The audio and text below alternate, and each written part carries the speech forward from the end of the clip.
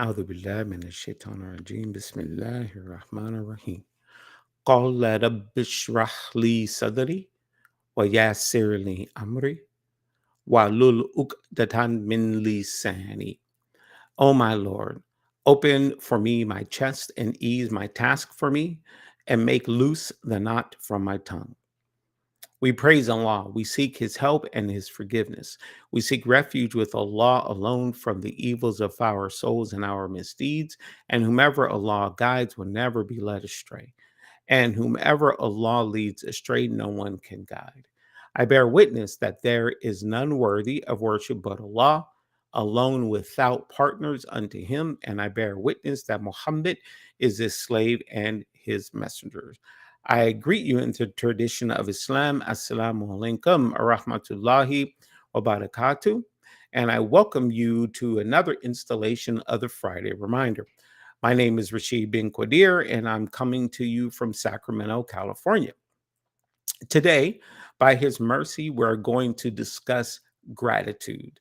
So, we're going to discuss gratitude and make sure that you stick around to the end because we're going to talk about what is gratitude, when to show gratitude, and also give, inshallah ta'ala, some helpful hints on how to show gratitude. So, what is gratitude? It is basically, simply put, a way of showing thankfulness. Thankfulness not only to Allah subhanahu wa ta'ala for the countless blessings He has bestowed us with, but also gratitude for the things and the people around us and the things that they do for us and they say to us. So, gratitude is on multiple levels. And gratitude is such a strong attribute of Allah subhanahu wa ta'ala that it's actually one of His names. One of his attributes is Ash-Shakur, Ash-Shakur, and that means the most grateful. And we will talk a little bit more about that later on how we can use that to inshallah benefit us as human beings. And Allah subhanahu wa ta'ala reminds us in His beautiful book, the Holy Quran, Surah number 14, ayat number 7. And remember when your Lord proclaimed, if you give thanks, I will give you more. But if you are thankless, verily, my punishment is indeed severe. Let me repeat that. And remember, when your Lord proclaimed, if you give thanks, I will give you more. But if you are thankless, verily my punishment is indeed severe. So being grateful will increase you. Okay. Increases in what? Increases in wealth, increases in health, increases in blessings, or increases in something else. And the ulama or the scholars say that it's open ended, and it's open ended for a reason. So basically, Allah subhanahu wa ta'ala is reminding us or telling us that He will increase us in X. It could be anything. And it's not in this particular verse, in this particular ayat, it's not restricted to a particular thing. And Allah subhanahu wa ta'ala can increase us in whatever He so desires. Allah can give us whatever He wants, and it's not going to decrease Him in anything. And this particular statement was actually something that Musa said to the actual Israelites after they had gone. They had left Egypt. They had, gone through the water, and they were now in the open lands. And this is something that Musa actually had said to the Israelites. And one interesting thing that was actually that I read that was noted is that Musa could have said or started with patience. But he didn't. He started with actual gratitude, and the reason why the early man say that that's the case also is because you cannot be grateful. You cannot be grateful if you are. You can never. I'm sorry. If you are not grateful, you can never be patient. So if you are not grateful, you can never be patient. And I had to internalize that a little bit and really reflect on something that happened to me recently. So I had uh, given some information or I'd said something, and someone had actually corrected me, which was actually correct. But being the human being that I am, I let my ego jump on the table, and the frustration I think could be seen. Although I didn't say anything, but the frustration was clearly shown. Was clearly shown on my face. And now, at that particular moment, if I had been grateful for that person correcting me, then I would have been able to be patient or a little more patient with dealing with that particular situation. So at times we just need to sort of step back, and just be grateful that someone is actually correcting us in that particular situation, and then from there we can step to the next level, which is to actually be patient. So they actually go hand in hand, being grateful and being patient. Um, so speaking of ego, since we went down that road, speaking of ego, we are only thankful when we get what we want. Sometimes we're only grateful or thankful when we get what we want. That's not gratitude, because with true gratitude, we're going to be thankful for whatever happens, whether it's good or whether it's bad, or how we perceive it to be, whether it's good or whether it's bad. So we want to be grateful in both situations. So if we find that we get mad and upset if we don't necessarily get what we want, then again, that's not necessarily gratitude. So we want to be able to nurture that and temper that. And we want, as parents and as adults, we want to bring that down or hand that down to our particular kids, to our children. So we don't want to give them everything. We don't want to give them everything that they want, and completely. In other words, we don't want to spoil them, because if we do, we're going to build an incorrect ego to the point where they are going to start to feel entitled. And we can look around now and see different adults that are out there, and we say, "Wow, that person seems like they are entitled." And it could be because of how they were nurtured as children. So we want to work with that to the best of our ability, and be aware that is the particular case. And Allah knows best why human beings are the way that they are. But if we can help to remove a potentiality of a person being entitled, then we definitely want to do that. And what we want to do is feel contentment while we go through this earth. We want to feel a level of contentment, because when we do feel that level of contentment where we're happy with the things that are going on in our life, and we're happy with the things that we are given, then we are going to be a bit more grateful. And contentment is a big word, because we always want to try to strive to be better, uh, be a better person tomorrow than who we are today. So there's a level of contentment that we don't want to be happy with, but when it comes with our health and our wealth and many other things, we want to be content with what Allah Subhanahu wa Taala has provided with. And when we're looking at our friends and family, and especially our spouses, we don't want to start thinking, the grass is greener on the other side, because we don't always know. And when it comes to especially marriage, we want to try to find contentment in there. We want to look at the things that are good, and hold on to those things, and the things that we view as being possibly bad. We need to remember that sometimes those things that are bad for us are actually good for us. So we do want to show a level of contentment with our spouses, or else that can walk us down a bad path. And the Prophet Sallallahu Alaihi Wasallam said, "Whomever does not thank the people does not thank Allah."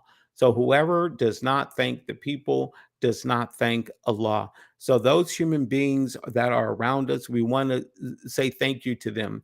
And when we look at the words in Arabic, and it's a little side note, and something we can put on our toolbox, the word shukran means thank you. So if you say shukran, or someone says shukran to you, they're actually saying thank you. Now, the level above that is to say Jazakallah khairan or Jazakallah khairan, which means may Allah bless you with goodness.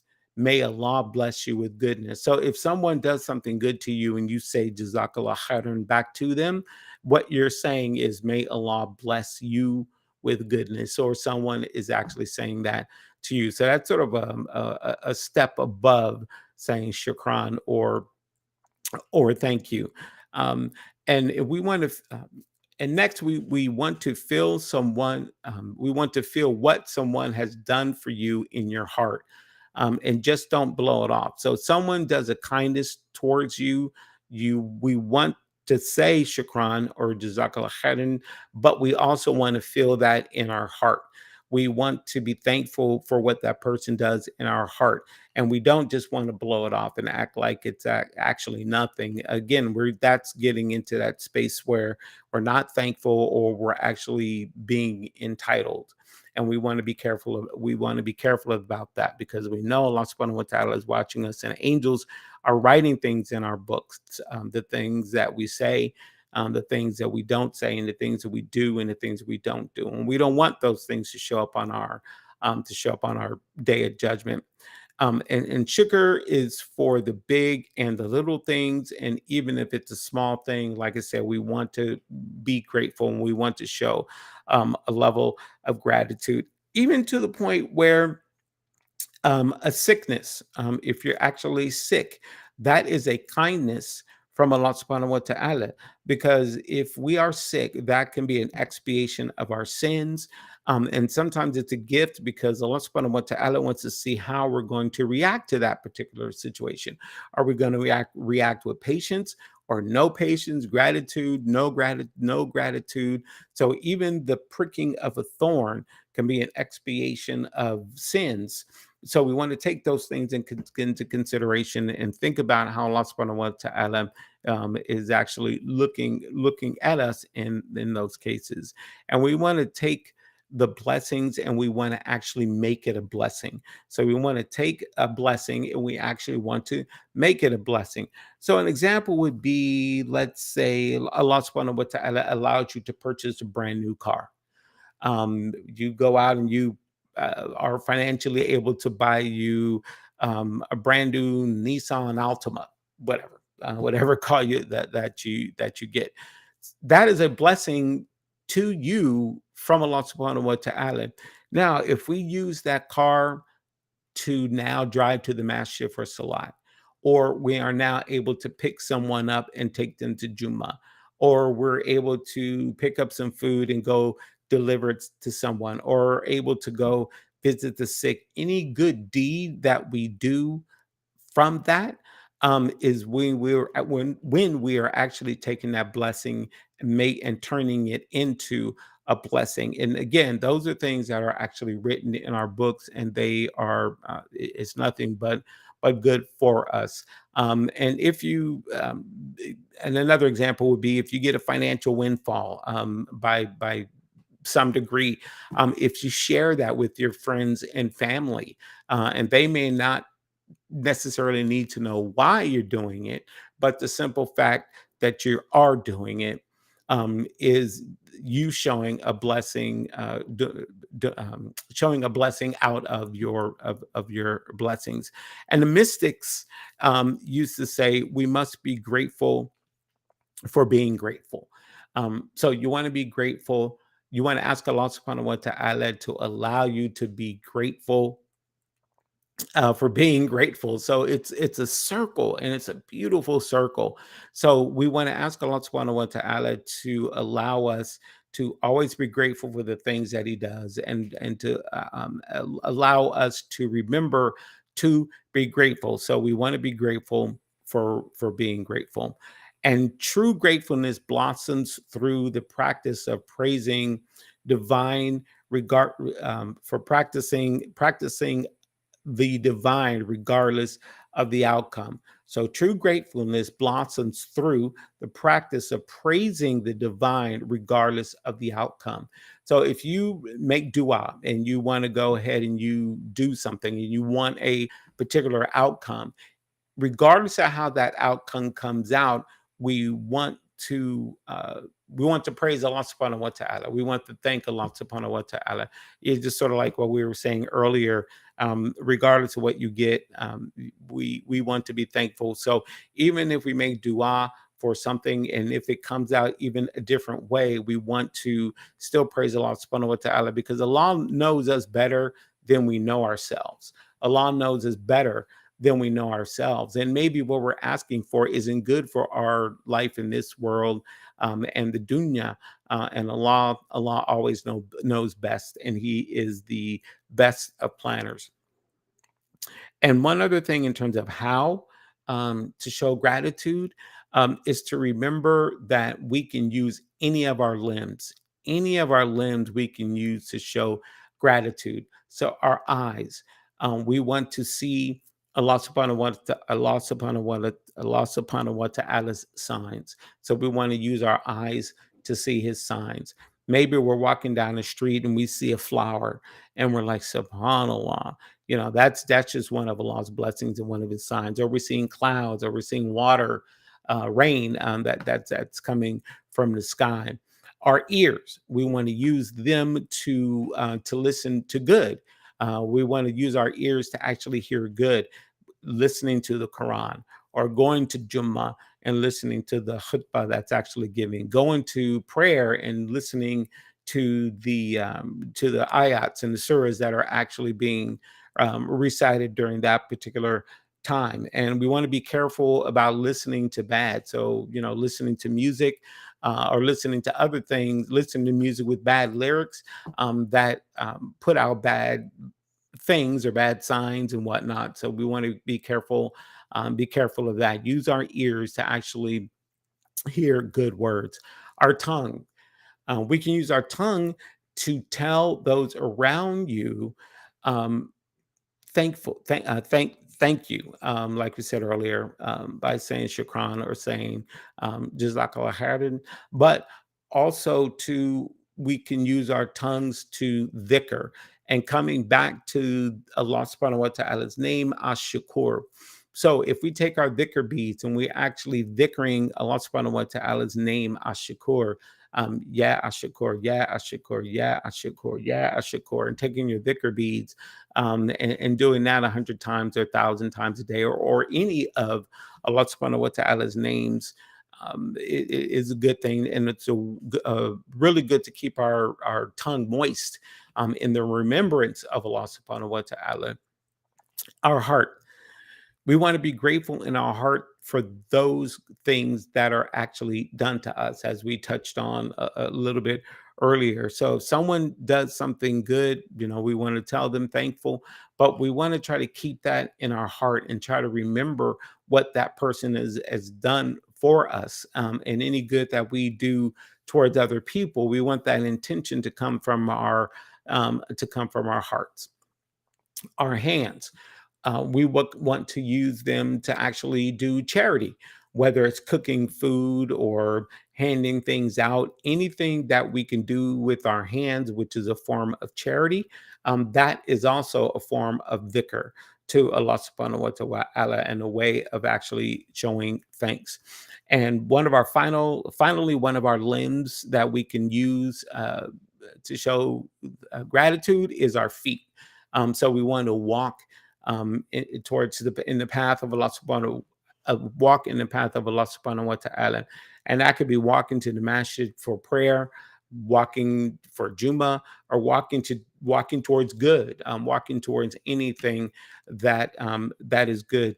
And on the flip side, we want to try to protect these limbs to the best of our ability. We want to protect our eyes and ears and our tongue and our hearts and our hands and our feet. We want to protect them from bad, and protect them from evil things, and anything that Shaitan may try to throw in our way to try to have us go that direction. We want to protect all of these things, because these are actually a window. When these various things are windows to the soul, windows to the soul. And by all means, we want to protect our heart and we want to protect our soul. Um, and Next, and this may sound a little bit hokey, but there's been different surveys and studies that have been done by professionals in terms of doing a gratitude journal.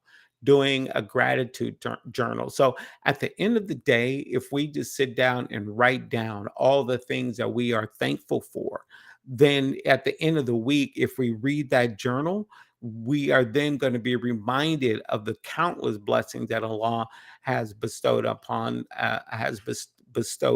us. And I know sometimes writing a journal can be difficult. And I've thought about this, and there's different applications on our phone where you can actually do voice recordings. Maybe that's another way to actually do a gratitude journal, to where at the end of the week you can listen to those things and see what you've run into, and those things that you're actually grateful for. And I know all this is a challenge, and all of this is not easy. I'm not going to sit here and pretend like it is.